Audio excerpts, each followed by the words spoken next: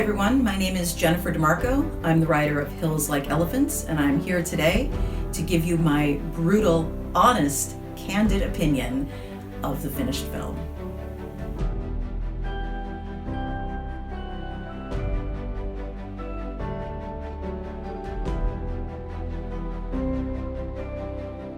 So it is true that I am the writer of Hills Like Elephants, but I was the writer, director, and cinematographer of Hills Like White Elephants, which was the ultra-short film upon which Hills Like Elephants is based.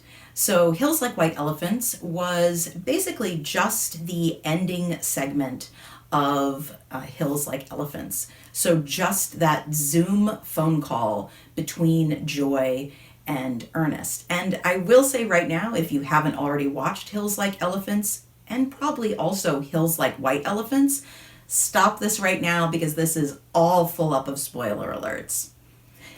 Hills Like Elephants and Hills Like White Elephants, both of the films, the ultra short Hills Like White Elephants is under 15 minutes, and Hills Like Elephants is just over 30 minutes. Both of them, as most of you have probably already guessed, are inspired by the Ernest Hemingway story, Hills Like White Elephants.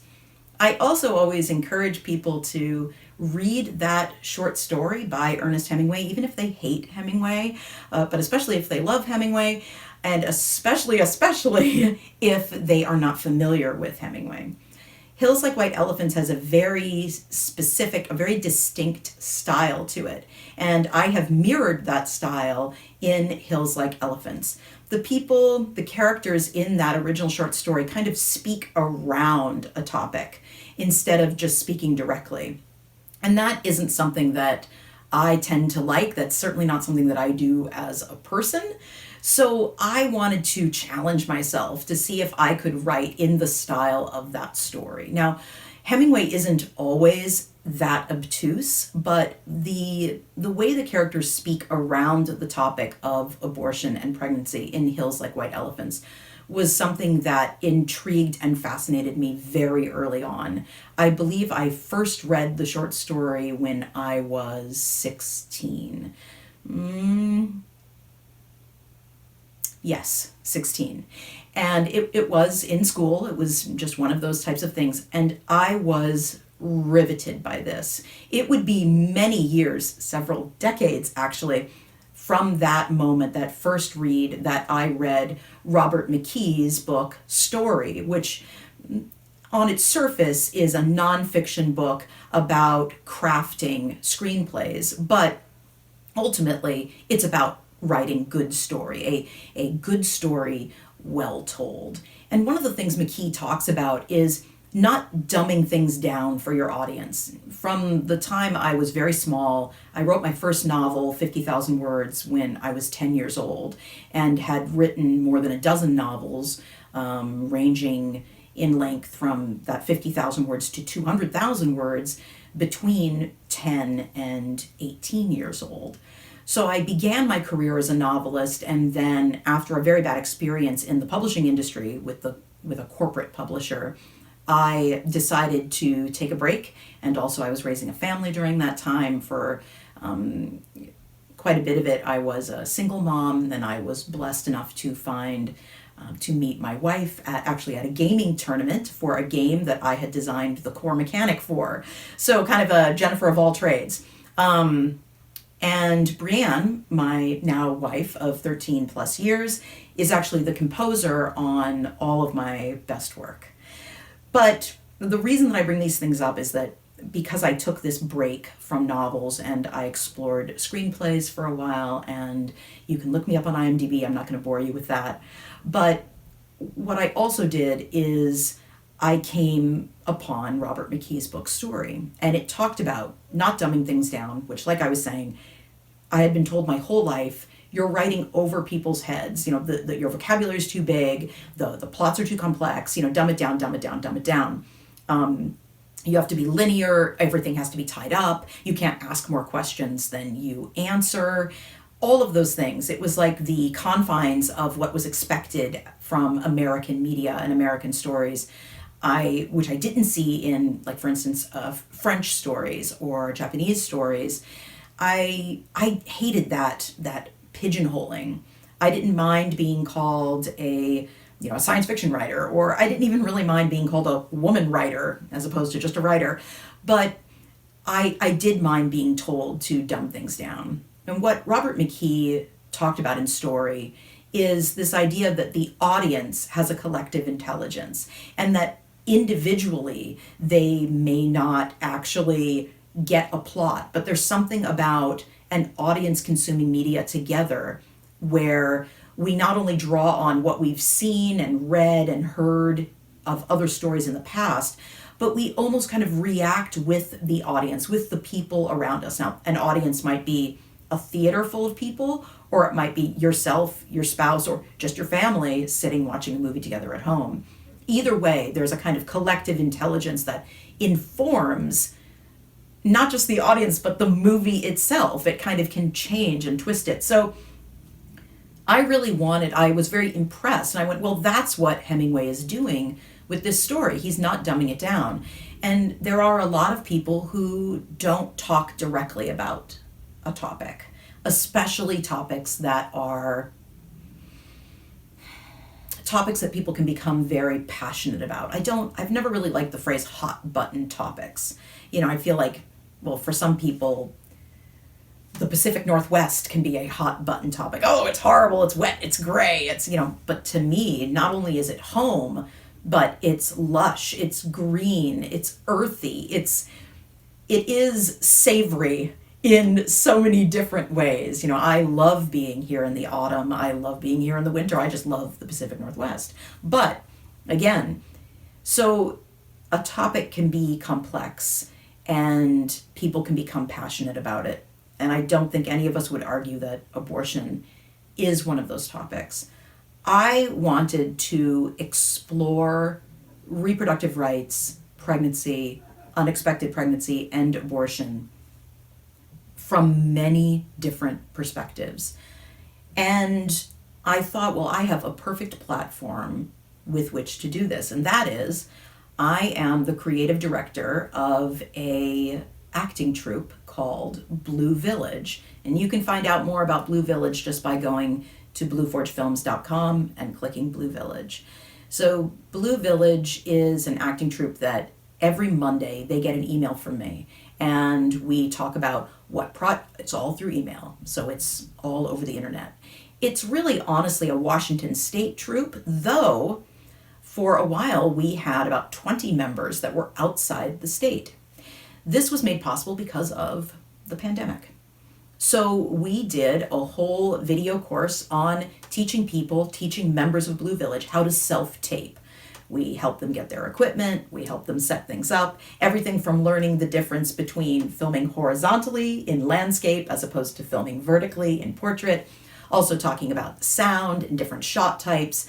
I'm also the developer of a filming method called the modular method, where basically instead of writing a traditionally formatted script, you write it like it's a storyboard. So you actually break down what kind of shot you're getting. And not only then does the actor know if this is just a close-up on their hands at this moment, or if it's a close-up on their face, or if it's a wide shot of the room. Not only does the actor know, but whoever is running the camera also knows. So in some ways, the cinematographer actually works on the script, and then a camera operator simply shoots what is written on the page. So this film, Hills Like Elephants, which I have the script here, written in modular method. So it says, like shot 1, wide shot, and then it describes it. With a traditional script, we're told as screenwriters, don't put a lot of description in there because the director is going to be interpreting, the cinematographer is going to be interpreting. But modular method scripts, the writer is the cinematographer and the director. So often there's a lot of information in the shot type. It talks about the character's motivation, it talks about maybe some of their body language, and then we ask the actors to bring more to the shot to make it authentic, to make it their own. For Hills Like Elephants, because the pandemic was still in full swing and vaccines weren't even available to everyone when we first began, there were several crews that were shooting. So this was one of the rare occasions where, even though there's a lot of direction in the script, the camera operators and the directors were not always me. And sometimes they had to diverge from the script. So I wouldn't see a scene until it had been completely shot. Sometimes locations were borrowed or rented, so there wasn't really the opportunity for me to say, can you guys go back and get this again, because it's not as I wrote it. So I had a really unique experience with this script, the experience that a lot of traditional screenwriters probably have all the time, where I wrote a script, got the scene, and went, oh, that was shot in a way that I didn't imagine. And these actors are being directed in a way that I didn't imagine those actors. And in some ways, that was horrifying for me. And in other ways, it was an incredibly powerful experience, because that is definitely not something I had ever experienced before. And I have been making film for about 10 years. So that was really cool. And I thought that was very unique. I am going to watch the film here on my phone. I am not a snob when it comes to film. I say you can see them in the theater, you can see them on your big screen TV, you can watch them on your phone or your iPad or your Kindle Fire, whatever it is that you want, as long as you're enjoying the story. Personally, I tend to prefer to watch films in a medium that allows me to have headphones on. Or if my first choice is in the theaters, but if not, then I want to usually watch on my phone, hold it where I like to see, where I like my screen to be, and then have a good pair of headphones on, because I love to be immersed by the music and the gentle, subtle intonations that can be in an actor's voice. But I'm also going to be following along with the script. All right, so let's dive right in.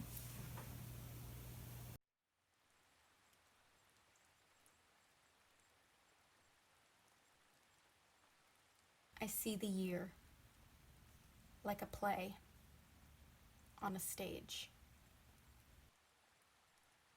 How we met at school, how we loved the movies. His friends welcomed me, and I love him.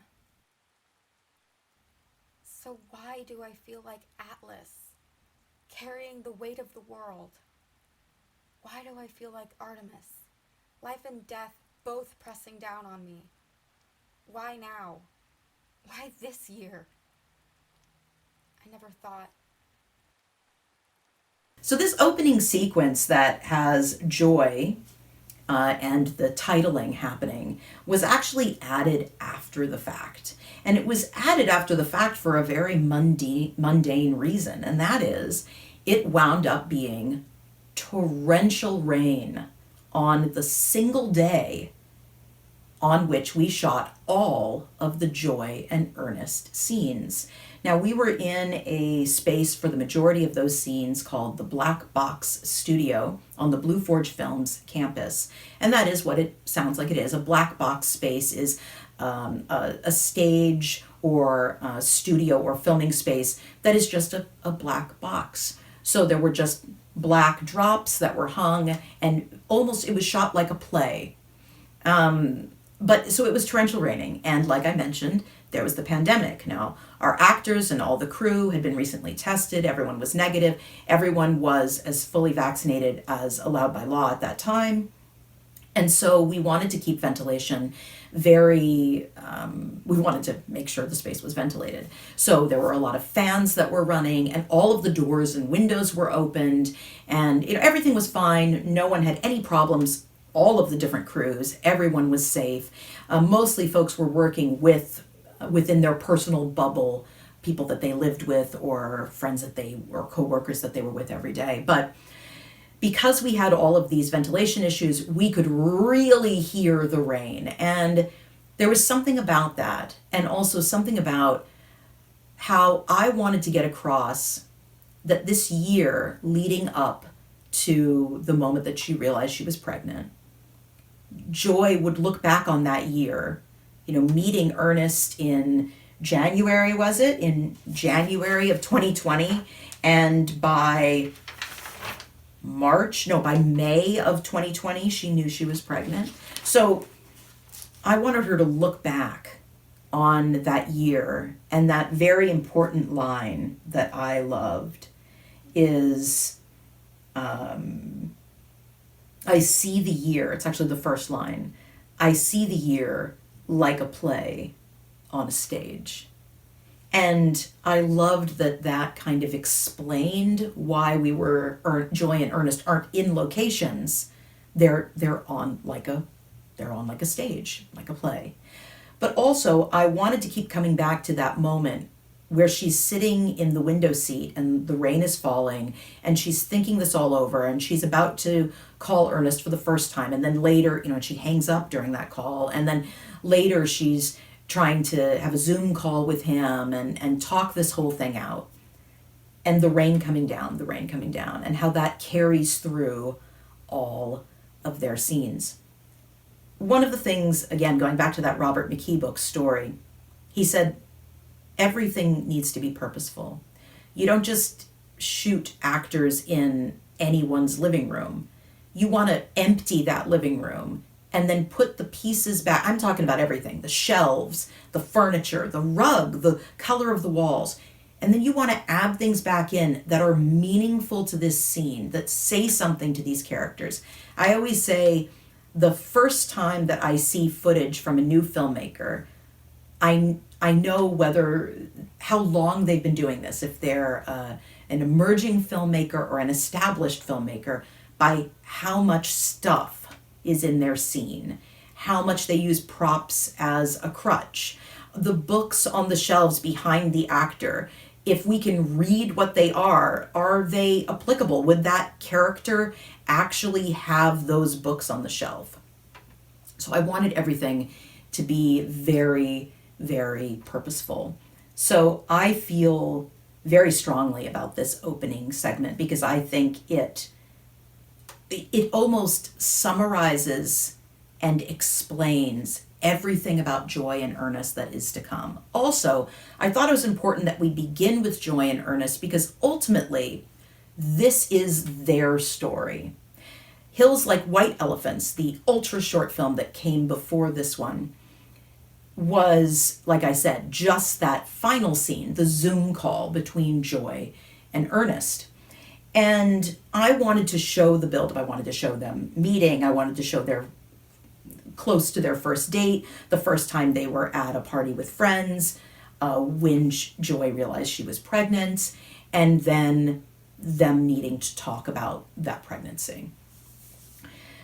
I wanted to build that relationship up so that we got even more impact of what this young woman and what this young man are now faced with and what brought them to that point. But the rest of the film is also what brought them to that point. So let's watch a little bit more. Hey, Joy? Do we know each other? I'd like to. Freshman orientation?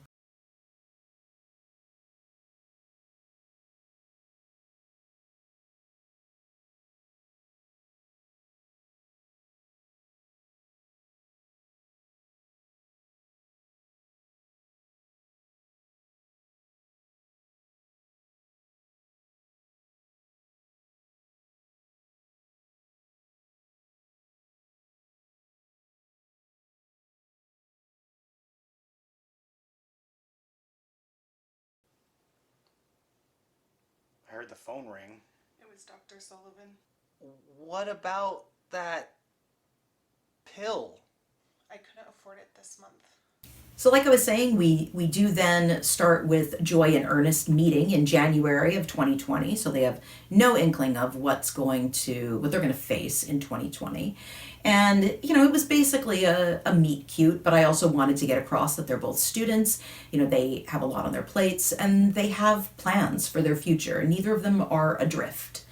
But from there, we then roll into 1965 because what has brought Joy and Ernest, what has impacted them and informed them is what has come before in terms of relationships, reproductive rights, and the topic, of course, of abortion in particular.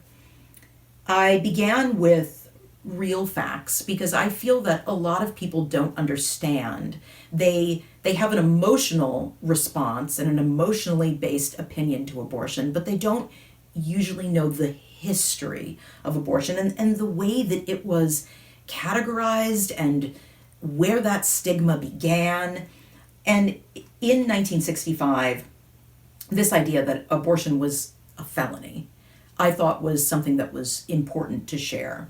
The first couple that and I call them couples even though, sometimes it's a mother and daughter, sometimes it's a grandfather and grandson, the pairs of actors playing these characters, every single pair is different in some way. Again, I wanted to try to explore this issue from as many different perspectives as possible. So in 1965, we have a married couple, Dave and Susan. This, I think, was one of the hardest scenes for me, actually. I had worked, but only remote, with both Julia and Tyler, who are married in real life, before on other Blue Village projects. With Julia, I had worked with her on several short horror films that were, I believe they were actually written by other people, but I was helping her step through the process of filming them. So I would get the footage in that place we had more time to go back and forth. And I was impressed with her willingness without complaint to go back and do something again and again and again.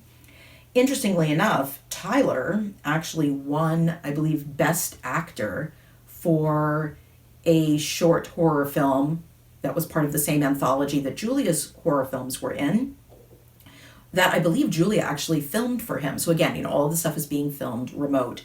And I actually didn't care for the way the character of Dave was played in this. I like Tyler very much. I like some of his other performances, but I did not care for this. I felt that the facial expressions and body language were way too over the top. But that is a choice made by the director and made by the actor together, and I was neither of those. So I respected that choice. By the time I got to the end of the scene, though, I don't think I would want it any other way, because this is by far the most powerful performance I've seen Julia deliver, and she blew my mind. I felt like Dave came across as a bit of a clown, and everything was so big. It was almost as if it was meant to be on stage or meant to be like in a dramedy or something like that. But the fact that Julia played Susan as just like so horrendously mortified by her husband's response to all this, I'm like, that's what it is. Instead of just making him subtly clueless, the director and the actor took him just like almost ridiculously clueless. And that cluelessness only fed into how hurt and almost disconnected, that Susan felt that Dave was. Like, how do you not get this? We have the same job and I get paid so much less than you. You've never once, it seems to be implied, offered to pay for my birth control or pick it up for me. And so, yeah, when bills were tight, I didn't fill the prescription. So ultimately, I wound up loving the scene. And again, I felt like I learned so much as a screenwriter from like, wow, this is what a traditional screenwriter goes through every time they let go of a script, every time they sell a script. So let's look at our next scene. Was the darkness, that blindfold. That's what stayed with me. What stayed. So still in 1965, we now move from spending a scene with a married couple to spending a scene with a mother and daughter. And whereas Dave is kind of like, well, why don't we consider abortion? And Susan, the wife in the husband and wife scene, Susan is just like incredulous. That is so far removed from her reality. She's like, really, I could literally bleed out. I mean, there is no legal option here. This is a felony. You're asking me to consider risking my own life. So, in this scene, what I really wanted to get across is that this truly was dangerous. This wasn't like you go to a bad neighborhood, but it's still, it's still a clinic. Maybe it's a free community clinic or a pay what you can clinic. And I'm like, yeah, I've gone to some excellent clinics that were pay what you can, actually, for physical checkups and such and so, before affordable healthcare was even a thing. But in 1965, I wasn't born until 1973, so no, I experienced absolutely nothing like what Donna experienced. That idea of being blindfolded so she couldn't identify the doctor. I mean, that is, to me, that's a scene out of a horror film. I think that the emotional authenticity of this scene was so spot on. I think the actors did a truly, truly fantastic job. Now, this was another piece that was filmed and directed away from me. It was actually filmed and directed by Angela Faro and Larry Hawkins, the same team that did the Dave and Susan scene. This one, I adored the direction. The power came through. The actors, I feel like, were given time to really be in the moment, and I think that was fantastically done. They suffered from sound here. I think this scene alone was with Brianne, who worked as my sound engineer, for more than 4 hours, and the sound as it exists is as good as the sound that she could get out of the footage. And that was too bad. But I think that sometimes, I think as audience members, folks may not know, oftentimes the native sound, the sound that it actually exists in the scene, isn't the sound that's used in the film.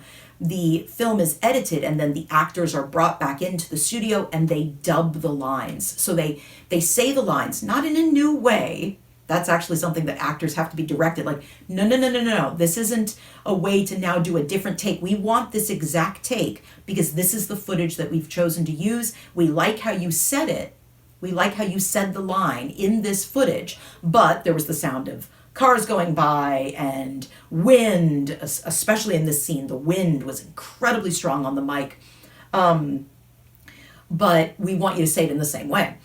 But this, again, because of the pandemic and because of Angie and Larry's schedule, they weren't able to also work with these teams to then dub their lines in a quiet space. So we made the decision that none of the film was going to be dubbed. Now, I will admit I broke that rule some with Joy and Ernest. I did dub some of their lines, but I dubbed them immediately. So what I mean by that is I would get a line, I would know that the rain was way too loud, and then I would just simply bring the microphone to the actor instead of being in that wide shot farther back or just having the mic further away from the actor. I would bring the mic right to the actor and I would have them repeat the line exactly the way they just did when we had a quiet moment, or we would close all the doors, close all the windows, take everyone but the actor out of the space, have them repeat the line, and then we would bring the whole cast and crew back in. Again, always trying to be cautious about ventilation and the pandemic. So I was very, very pleased with this scene. Finding a home that was built prior or in 1965 so that they could be outside somewhere and it would be still era authentic I was very glad that the actors and the director and camera operator, that team, worked so well together to find that location. I felt very, very grateful. Let's look at our next scene.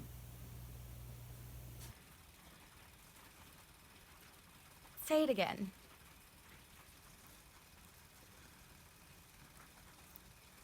You heard me. Hey.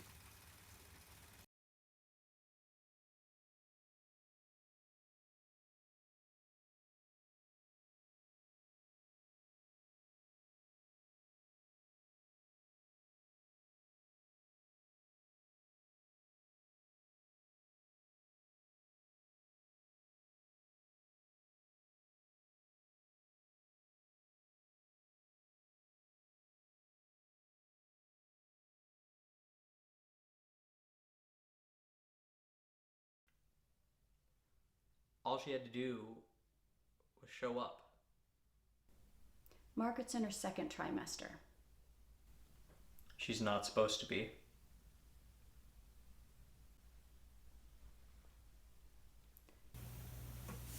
So we have our two scenes from 1965, and then we go into another scene with Joy and Ernest. This is, it takes place in February. This is their third date. They're at the movies. I must say, this scene, I had so much fun building this incredibly sparse set. How to get across that feeling of a cinema without actually putting them in a theater.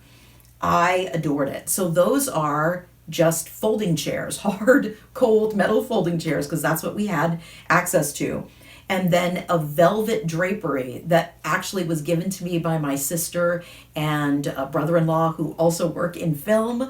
It was this beautiful crimson velvet drapery. So I draped that over, and to me that kind of created the ambiance of the old classic velvet covered theater seats. And then, of course, the white and red striped popcorn containers. We had to have that.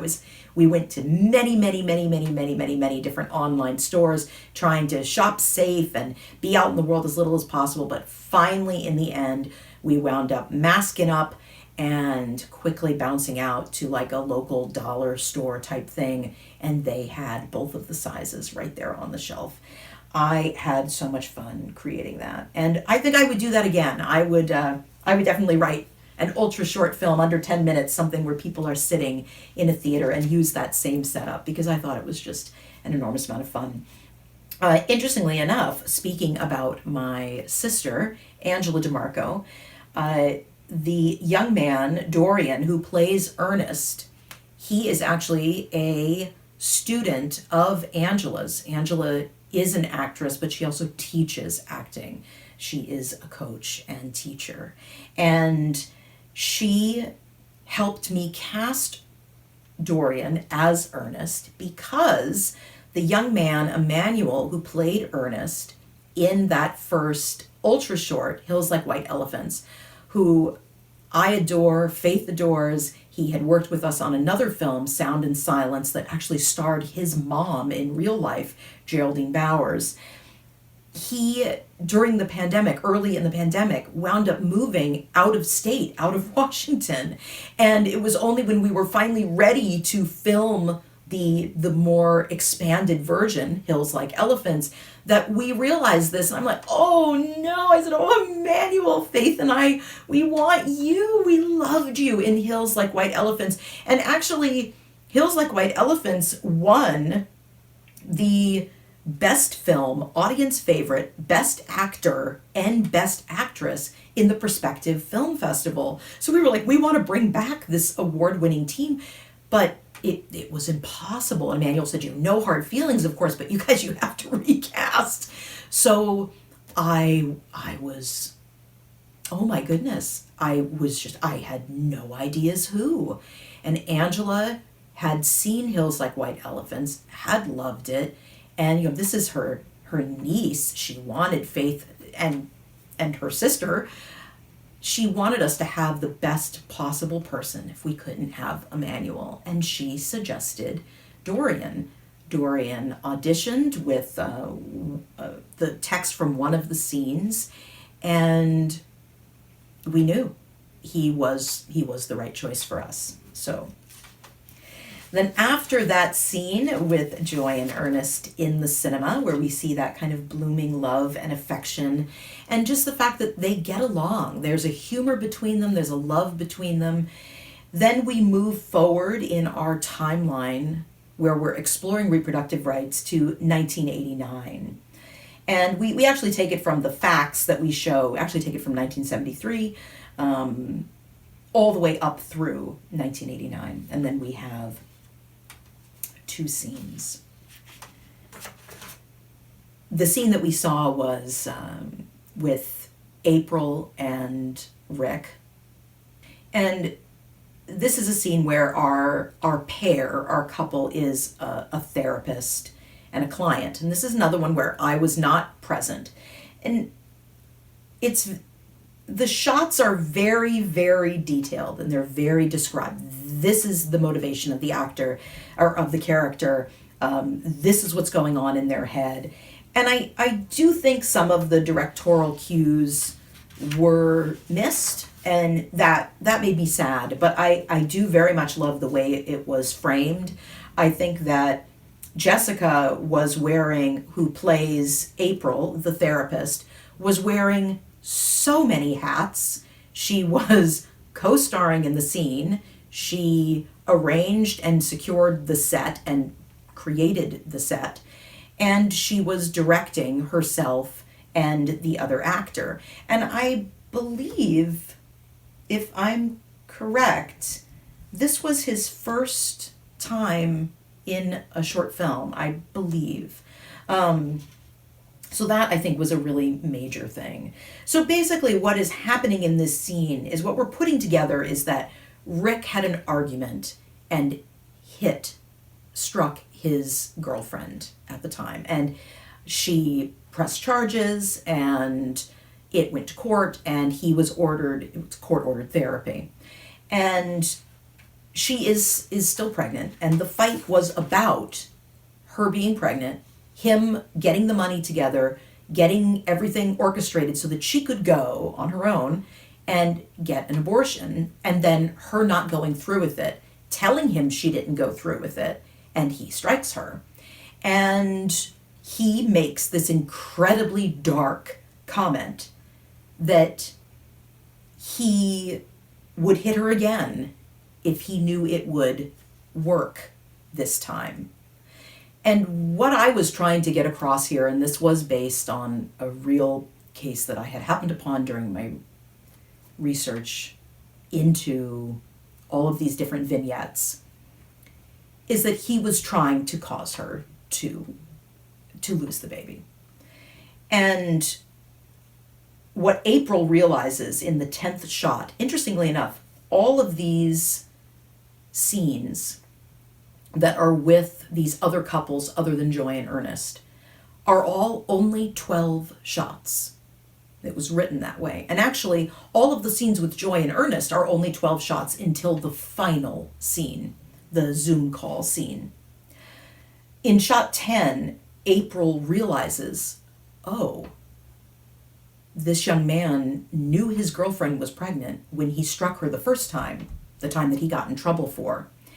And the horror that she realizes that this was, if not premeditated, it was a very conscious decision that he wanted to result in a specific way. And I think in some ways, maybe Jessica is too good of a person, I think. Maybe in some ways, that was something that she would not think that someone would ever do consciously. So I feel like the horror of this scene might not be there, but the calm that Jessica exudes and the kind of brimming, bristling energy that we get from Rick, I love. So I think overall the scene is a success. Let's go on to our next one. One day you have every possibility, every choice, and the next, you're a mother.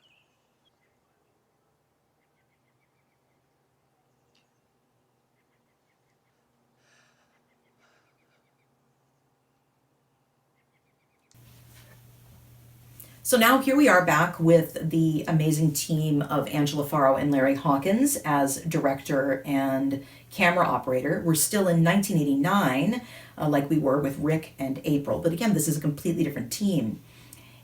Cool thing is that Dee Dee is actually, played by Helena, is actually Angela Farrow's mom in real life. So I think that's kind of a cool thing. And Sheridan is played by Lisa Rempel, who I have worked with many times in the past. And actually, Lisa is the star of, she's the title character in Billy and the Beat Drops, which is a kids pilot that we have let's see, by the time you guys see this, let's see. Well, Billy and the Beat Drops, the pilot, the first episode in the season. The series will either continue as a television show or it will pivot into preteen readers. Billy and the Beat Drops comes out in January 2021. So what I loved about this scene, what I wanted to really get across, is that reproductive rights and abortion, these are issues that face all kinds of people in all kinds of situations from all different economic backgrounds. And I wanted to show Dee Dee as being this mom, who lives in a trailer park and her probably raised her daughter in her home there. And abortion, poor people, working class people, middle class people, upper class people, this is something that everyone faces. People say, yeah, but when you have money, you have more choices. Everyone faces this. And whether or not you have the money and you have more options available to you doesn't make this decision any easier. So I really wanted to try to show that with this scene. I also wanted to show that a mother and daughter can have a completely different conversation than what we saw with, going back to 1965, with Donna and Cindy. So here we have a mom that is just like so excited, finally gets to have grandkids, and I wanted to show Sheridan, she's already made the decision. She's had an abortion. This was not right for her. This pregnancy was not right for her. But I wanted the viewers to see how incredibly hard this was for her. Because I think that for some women, it is the best decision that they can make for themselves. And like Joy and Ernest say later in the film, they both say they've both known people, known women who have had abortions. And so often, from their perspective, in the friend groups that they've had, these women, these couples often are, everything's fine after. They're happy. But that's not always the case. And I think also we see that, Joy and Ernest are young, maybe naive a little bit, in that they're seeing the surface of things. We don't get the impression they've ever sat down and had a heart-to-heart with any of these friends of theirs who have lived through abortions. So this scene, to me, is so perfect.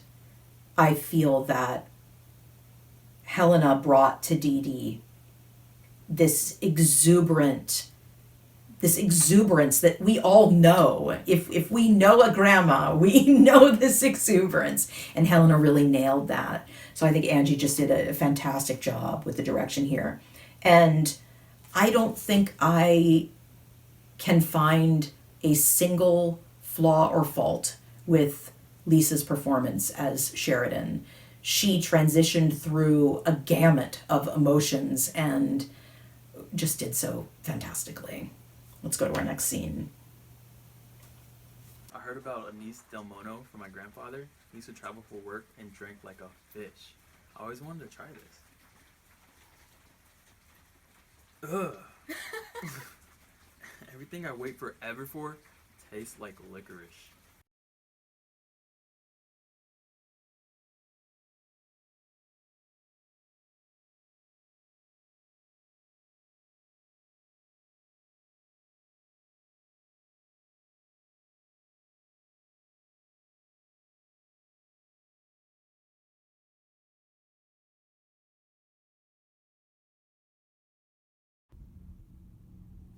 We talked about this. I'm not afraid. You're treating this like any other day, any other decision. So now we move forward to March of 2020. We all know what happened in March of 2020. Quarantines and lockdowns began. The pandemic was kind of announced publicly for many people for the first time. They were hearing about it. We see Joy and Ernest. So I placed it very, very early in March. This is right prior to the kind of global announcements. They're at a party. they're casual. We hear how old Joy is for the first time. A lot of this dialogue is revised but lifted from the original story. And this is where we even get that illusion. The original story by Hemingway, they're in a small bar or cafe that has a bar, and there's they're looking out the window, and the hills in the distance look like white elephants. But also in that story, they talk about a beaded curtain in behind the bar, or like in front of the door that leads to the kitchen, whatever it is. And so I kind of put those two things together, because there wasn't going to be a window with mountains out the window that they could talk about the hills like white elephants, how one thing can seem like another. But I really wanted that in there, and so this is part of that. Also, in the Zoom call scene in the original Hills Like White Elephants, the ultra short film, Faith and Emmanuel's characters talk about the party, and it's alluded to that the night of that party is when they first made love and when Joy got pregnant. So I wanted to see that scene. I wanted to see those moments before. And I have to say, I'm going to give huge kudos to my daughter, Faith, and also to Dorian in this scene, because Faith and Dorian met for the first time on the day they filmed. And the line where Joy it's a double entendre, where she decides, even though she's only 20, she is going to try this, one of the two drinks that Ernest has brought over. And she is about to drink, and she says, because of something Ernest has just said, everything I wait forever for tastes like licorice. And she says, well, it sounds like an argument for not waiting.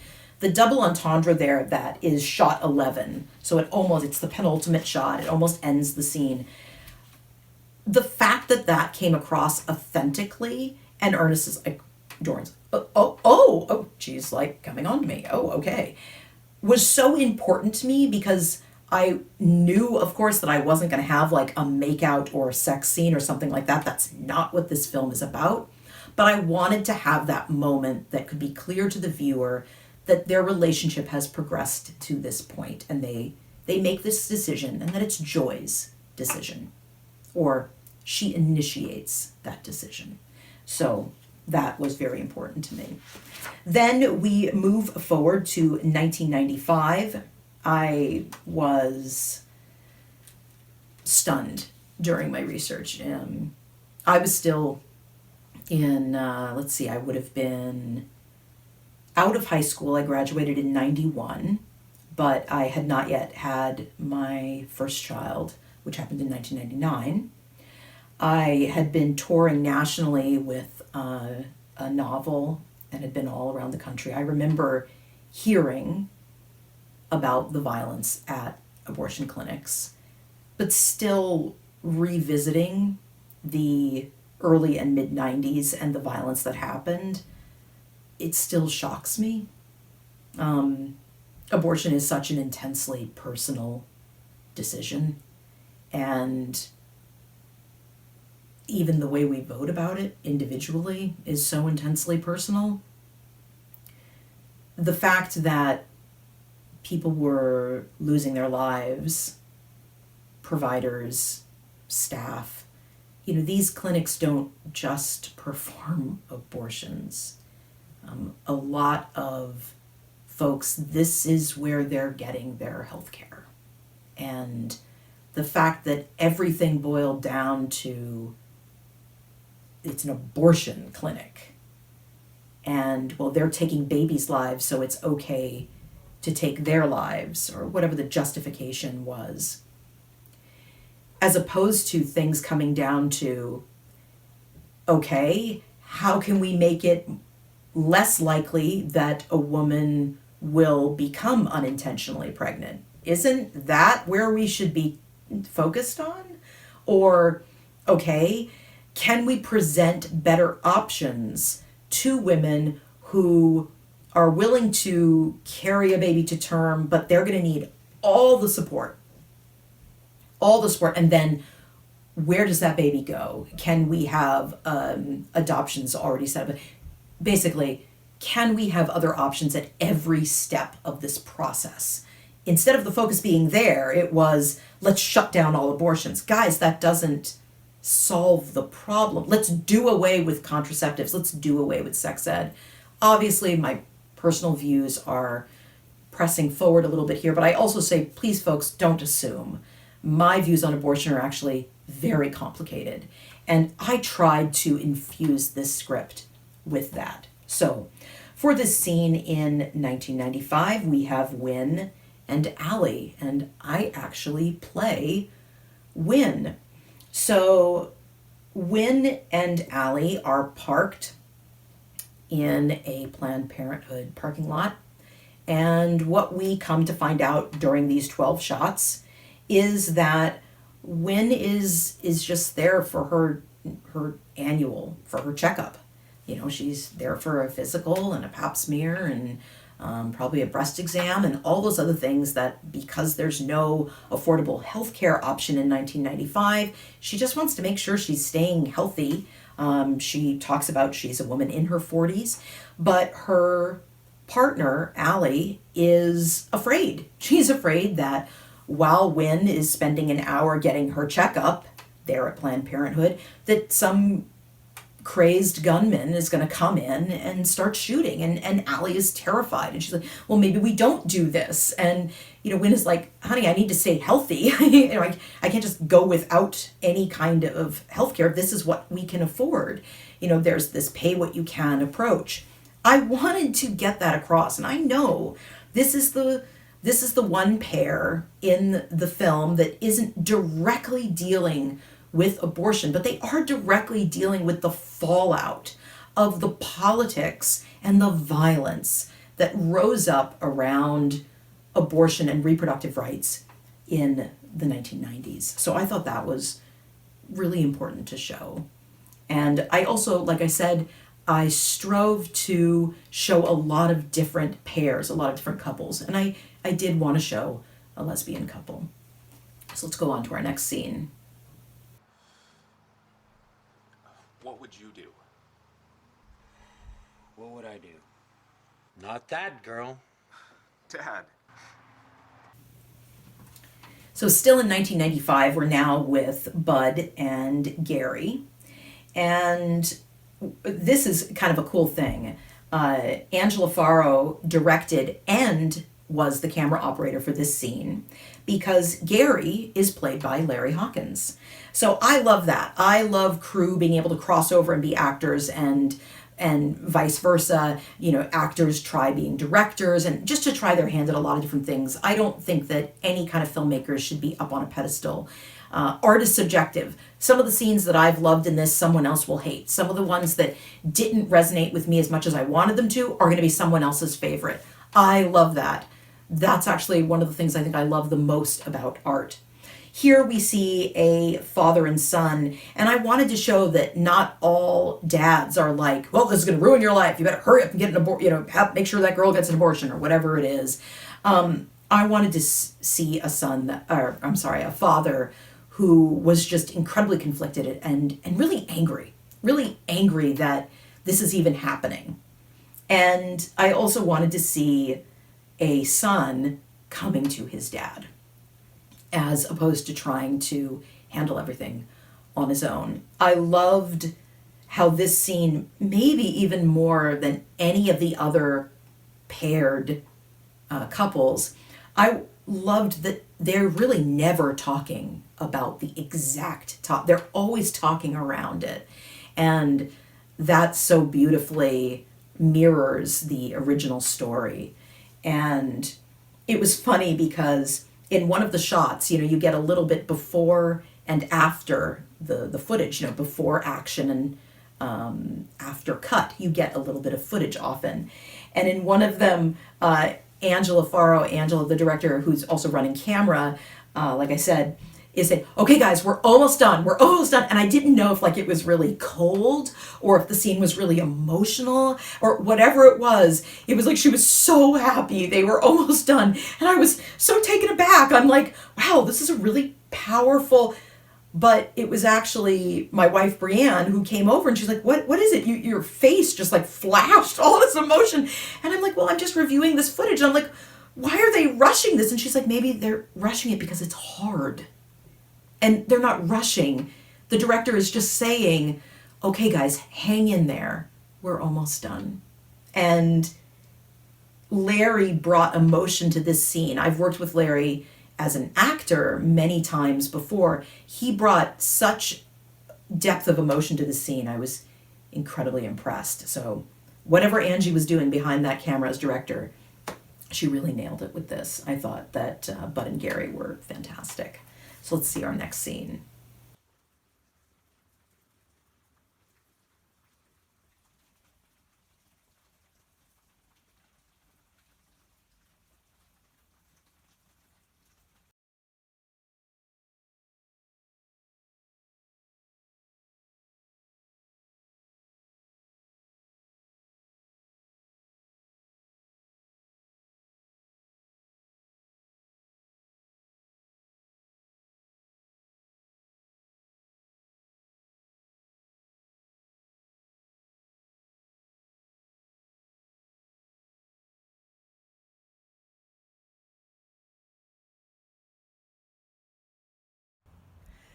And she laughed. I love her laugh so much. So this scene was, I think, oh boy. This was, I think, the most difficult scene to film. So this, we see Joy alone, and she has realized she's pregnant. And I think, in my head as the writer, Joy always wanted to keep the baby. And she's incredibly sad in this scene because she has to completely rewrite the script of her life. She hasn't yet told Ernest. But to me, in this scene, that's the decision that she's made. And there was a lot to this scene. I've worked with actors before where there's no dialogue, like with this scene, which takes place in April of 2020.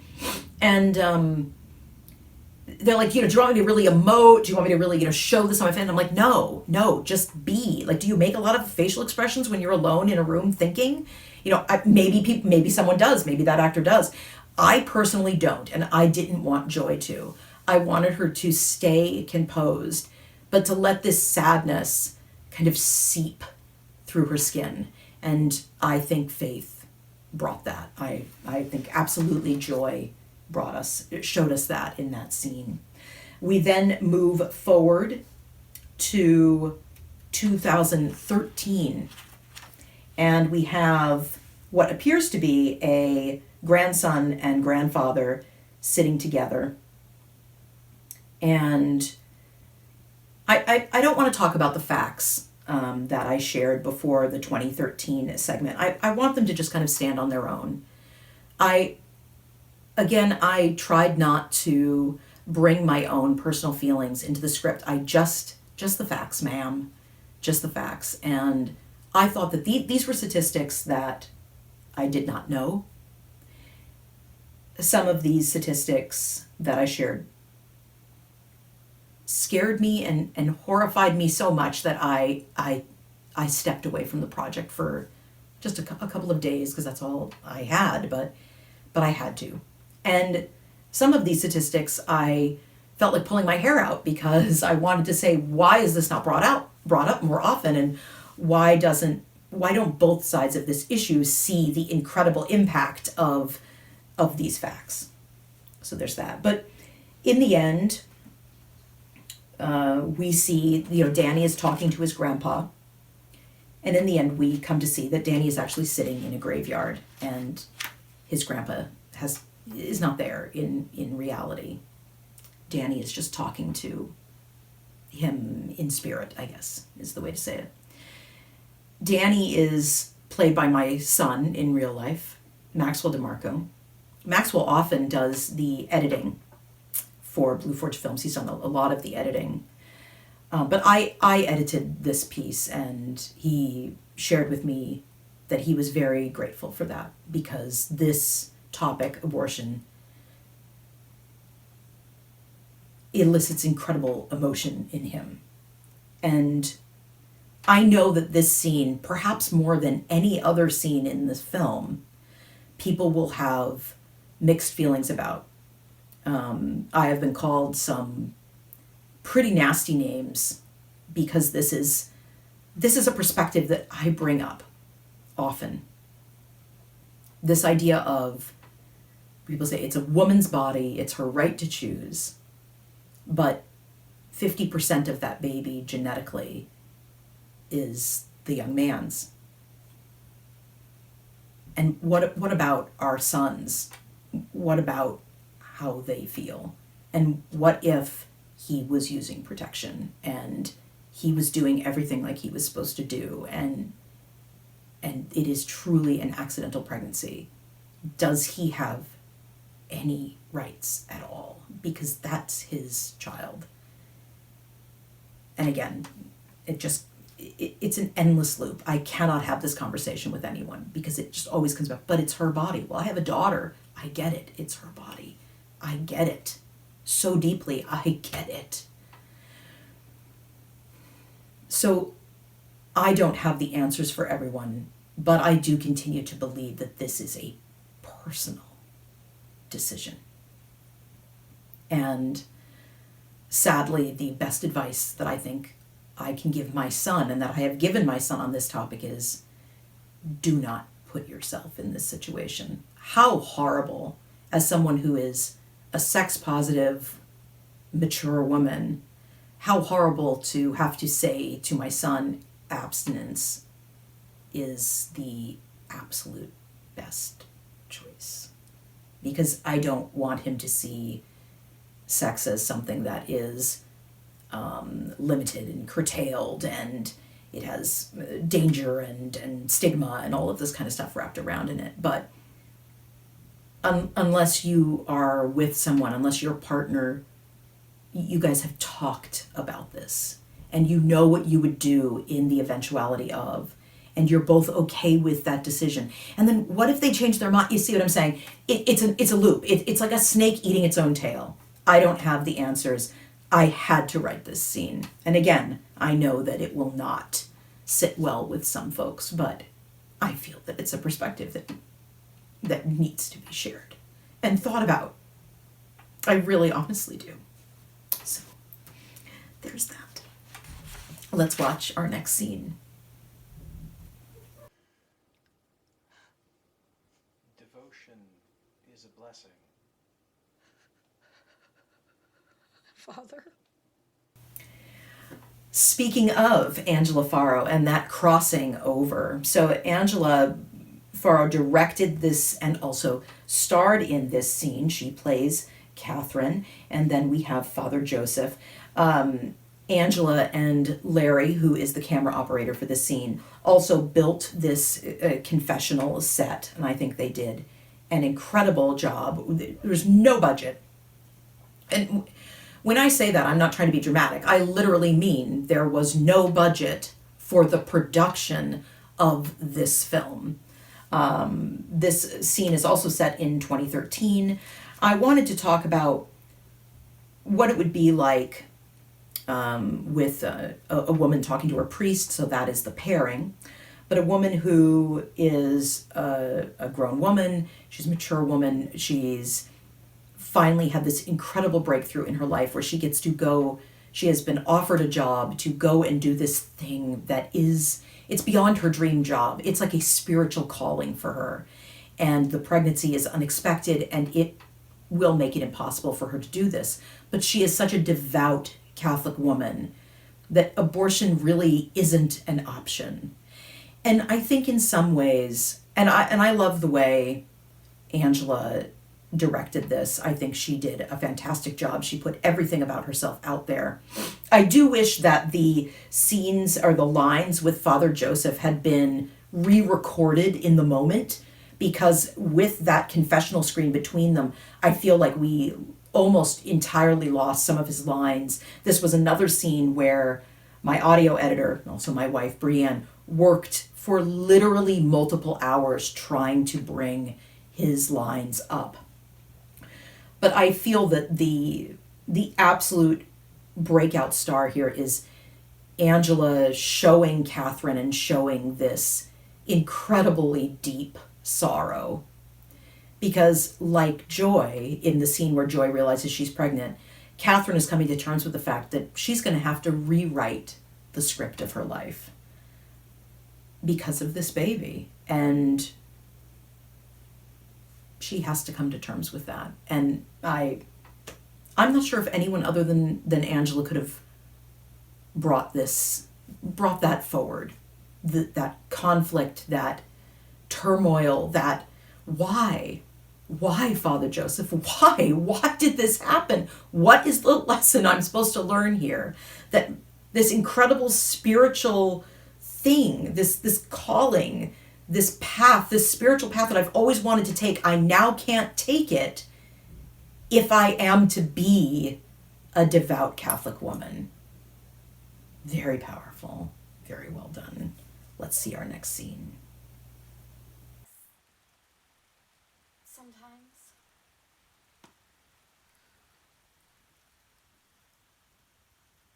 It's tea, Ernest. Peppermint. It's a really simple thing, Joy. Honestly. It's just a procedure. Nothing more. It's not a big deal. It lets the air in. I'll try it out. So this is the final scene in Hills Like Elephants. It takes place at Joy's parents' house. She is sitting in the window seat. This is the only scene in the film that isn't only 12 shots. This is actually 60 shots. And this follows almost exactly the original ultra short Hills Like White Elephants. It is expanded upon a little bit, but not much. And again, we get that style, that Hemingway stylistic choice of them talking around the real topic. And Ernest is basically, a lot of the lines are lifted almost entirely, just brought up to date in a modern way. Some of them not very much on purpose, but from the original short story. Ernest is, for lack of a better, I don't really know how else to say it, trying to convince Joy to have an abortion. And Joy was coming from a place of, no, I'm absolutely not going to do that. But over the course of the conversation, and again, this is like, I believe, the second or third time they've tried to have this conversation, which is alluded to, Joy is finally like, okay, fine, I'll do it. It was important to me that Joy is broken in that moment. She loves Ernest so much and wants to be with him. But it seems so clear to her that he is like, well, okay, if you want to go through with it, I guess. He's not passionate about moving forward. And she's like, but it could all be okay. You know, we, meaning the three of us, you, me, and a baby, we could be okay. He's like, yeah, I guess we could, but I want only you. And I kept saying to Dorian through the direction, so he was actually in the Black Box studio with Brienne, who was my assistant director for all of the Joy and Ernest scenes. So she was also the composer and the audio editor. She was working with him, working with the direction that's in the script. Like I said, these aren't traditional scripts. There's a lot of direction shot to shot. But also I was directing him through Zoom. Okay, so can we do it? Can we do the take this way with kind of this intonation? This is what you're going for. This is what you're trying to get across. And I really enjoyed doing this. It's difficult, but I felt that because Joy and Ernest's story, it's pivotal that it takes place during 2020, during the pandemic. A Zoom or remote video calling element needed to be in the film. To me, one of the most powerful moments is, well, actually, I also love the kind of the title moment where Joy says, but will you love it again? If I go through with this, will you love it again when I say things like how the design reminded me of white elephants? You know, that was us talking. I do love that. And that is in the original short story. But I think my favorite moment is the final moments where he keeps she goes, fine, I'll do it. And he's like, well, you know, and she's like, stop talking about it, because I feel like for Joy, a part of her dies. And I think I'm gonna let that rest, because a part of her is going to die. A part of her dies every time he brings it up again and wants confirmation again. And she says, if you talk about it one more time, I swear I'll scream.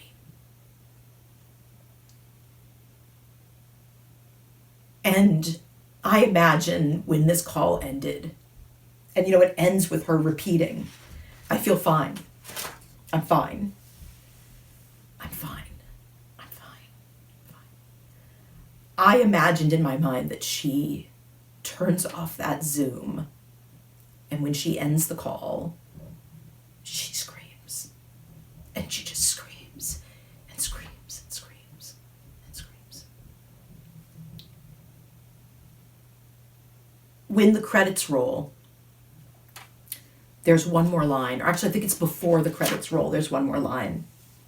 And it's a very short 3-line poem, also written by Hemingway. And it's for sale. Baby shoes, never worn. And I said to Faith, do you understand what's being said here? That line by Hemingway is not in the short story, Hills Like White Elephants. It's a completely different work by Hemingway. And it's actually, off the top of my head, I want to say, is it the Wall Street Journal? Is it the Times? Who is it? Someone built around that line this idea of 6-word life stories. So, for sale, baby shoes, never worn. And people do this. I believe whoever it was that began that, and I'm sorry, it's escaping me right now, but they do like collections. They publish collections of 6-word stories, 6-word life stories. And of course, you know, Faith was like, yeah, Mom, yeah, I know what's being said here. So what I love about Hills Like Elephants, this short film, is that it isn't perfect. Because I feel that this issue is not polished and neatly tied up with a bow. I think the analogy that I literally stumbled upon during this commentary for all of you is that idea of a snake eating its own tail. I don't think there is an easy solution. I don't even know if there's a workable approach or solution to reproductive rights worldwide, not just in America, though I know with this film I wanted to focus specifically on America and this issue, abortion and reproductive rights. I'm proud of this film. I'm honored to have participated. It's actually a really cool feeling that even though I am the writer overall, I was just part of one crew that made this project possible. I am sure there are scenes that I shot that they would have shot differently and directed differently and all of that. And I love that. I didn't think I would, but in the end, like I said, I'm so proud. I'm so honored. I think everyone did a fantastic job because they brought themselves to their work. So there is my brutally honest. People often say that I am too nice, so I hope that this dispels that impression of me. I want folks to know that I am honest about art, but I just like to remind people that art is subjective. And especially with this project, to remind everyone, we all have our own stories. And ultimately, we have to make the decisions that we're going to live with for the rest of our lives. And those decisions also impact the people around us. So, anyway, I'm Jennifer DiMarco, and you have been listening to and watching my commentary on Hills Like Elephants, a short film now available through Blue Flicks, which you can find at Blue Forge Films.